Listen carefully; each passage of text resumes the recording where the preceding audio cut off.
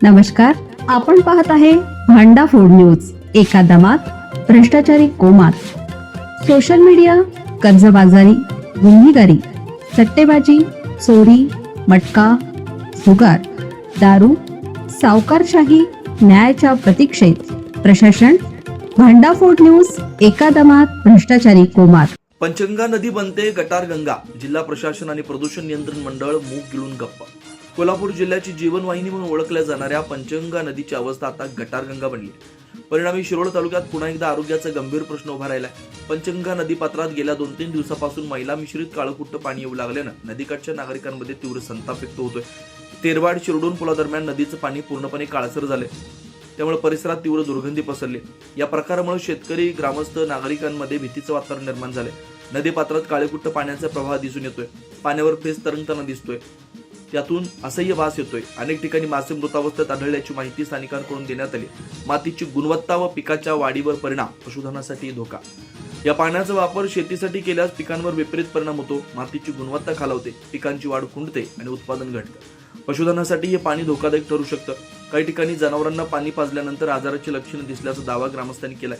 त्यामुळे हा प्रश्न केवळ पर्यावरणापुरता मर्यादित नसून तो थेट आरोग्य आणि अर्थकारणाशी संबंधित असल्याचं स्पष्ट होत आहे. या पाण्याचा वापर शेतीसाठी केल्यास पिकांवर विपरीत परिणाम होतो. मातीची गुणवत्ता खालावते, पिकांची वाढ खुंटते आणि उत्पादन घटतं. पशुधनासाठी हे पाणी धोकादायक ठरू शकतं. काही ठिकाणी जनावरांना पाणी पाजल्यानंतर आजाराची लक्षणं दिसल्याचा दावा ग्रामस्थांनी केलाय. त्यामुळे हा प्रश्न केवळ पर्यावरणापुरता मर्यादित नसून तो थेट आरोग्य आणि अर्थकारणाशी संबंधित असल्याचं स्पष्ट होत आहे. नदीकाठच्या नागरिकांनी प्रशासनानं केवळ पाहणी करून समाधान मानू नये, तर ठोस उपाययोजना कराव्यात अशी अपेक्षा व्यक्त केली. औद्योगिक सांडपाण्यावर प्रक्रिया करणारी यंत्रणा सक्षम आहे का, त्याची नियमित तपासणी होते का, तसेच मल निस्तारण प्रकल्प कार्यरत आहेत का, याची सखोल चौकशी व्हावी अशी मागणी होते. दोषींवर कठोर दंडात्मक कारवाईसाठी फौजदारी गुन्हे दाखल करण्याची मागणी पुढे येते. नदीकाठच्या विहिरीतील पाण्यालाही दुर्गंधी येऊ लागल्यानं पिण्याच्या पाण्याबाबत गंभीर चिंता व्यक्त होते. या संदर्भात सामाजिक कार्यकर्ते विश्वास कांबळे यांनी गंभीर आरोप केलेत. त्यांच्या म्हणण्यानुसार नदीकाठावरील औद्योगिक वसाहतींमधील रसायनयुक्त सांडपाणी तसेच शहरातील मलयुक्त सांडपाणी कोणतीही प्रक्रिया न करता ओढी नाल्यांद्वारे थेट पंचगंगा नदीत सोडलं जाते.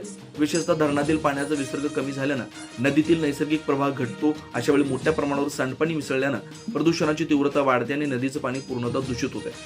शिरोळ तालुक्यात आरोग्याचा गंभीर प्रश्न निर्माण होतोय.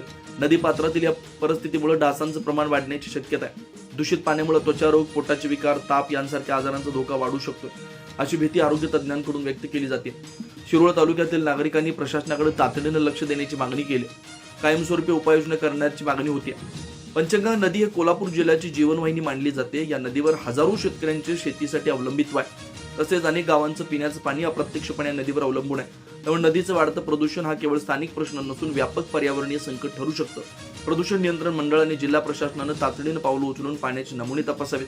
प्रदूषणाचे स्रोत शोधून त्यावर कायमस्वरूपी उपाययोजना कराव्यात, अशी जोरदार मागणी नागरिकांकडून होतीये. अन्यथा या प्रश्नावर मोठं जनआंदोलन उभं करण्याची शक्यता नाकारता येत नाही.